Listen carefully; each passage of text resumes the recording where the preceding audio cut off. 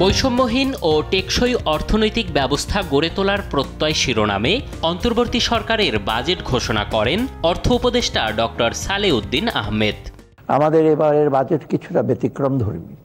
দেশের ইতিহাসে প্রথমবারের মতো আমরা বিগত বাজেটের চেয়ে ছোট আকারের বাজেট আগামী অর্থবর্ষের জন্য প্রস্তাব করছি। 2025-26 অর্থ বছরের প্রস্তাবিত বাজেটে আকার ধরা হয়েছে 7,90,000 কোটি টাকা, যা আগের বছরের চেয়ে 7,000 কোটি টাকা কম। একই সঙ্গে বিগত সময়ে বাড়তে থাকা বাজেটের আকার প্রথমবার কমল। মোট বাজেটের 5,60,000 কোটি টাকাই ব্যয় করা হবে বেতন ভাতা ভর্তুকি সহ দেশ পরিচালনায়, আর উন্নয়নের জন্য ব্যয় করা হবে 2,45,609 কোটি টাকা। বিশ্বমানের থার্মিক্স রড, সালাম স্টিল থার্মিক্স, দেশের একমাত্র থার্মিক্স রড। পরিচালন ব্যয়ের 5,60,000 কোটি টাকার মধ্যে আবর্তক ব্যয় ধরা হয়েছে 4,98,000 কোটি টাকা, আর অভ্যন্তরীণ ঋণের সুদ 1 লাখ কোটি টাকা ও বৈদেশিক ঋণের সুদ 22,000 কোটি টাকা।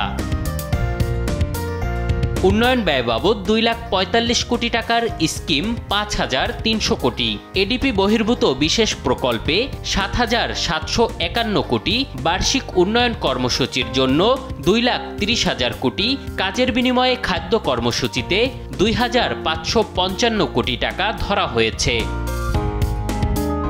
খরচের 7,90,000 কোটি টাকার 5,64,000 কোটি টাকা আসবে রাজস্ব আদায় থেকে, যার মধ্যে জাতীয় রাজস্ব বোর্ড অন্তর্ভুক্ত কর 4,99,000 কোটি টাকা, এনবিআর বহির্ভূত কর 19,000 কোটি টাকা ও কর বহির্ভূত আয় 46,000 কোটি টাকা এবং বৈদেশিক অনুদান 5,000 কোটি টাকা ধরা হয়েছে। আয়ের পর বাজেটে ঘাটতি থাকছে 2,26,00,000 কোটি টাকা। ঘাটতি পূরণে 1,05,000 কোটি টাকা বৈদেশিক ঋণ ও 1,01,000 কোটি টাকা অভ্যন্তরীণ ঋণ নেয়ার পরিকল্পনা সরকারের। এবারের বাজেট সংসদে উপস্থাপন না হওয়ায় নাগরিকদের মতামত নেবে অর্থ মন্ত্রণালয়। মতামতের ভিত্তিতে চূড়ান্ত হওয়া বাজেট আগামী 23 জুনের পর যে কোনো দিন উপদেষ্টা পরিষদে অনুমোদন দেয়া হবে।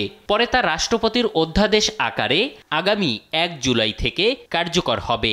জুলাই অভ্যুত্থানের পর যে আশায় আমরা বুক বেঁধেছিলাম তা খুব শীঘ্রই আমরা পূরণ করতে সক্ষম হব ইনশাআল্লাহ।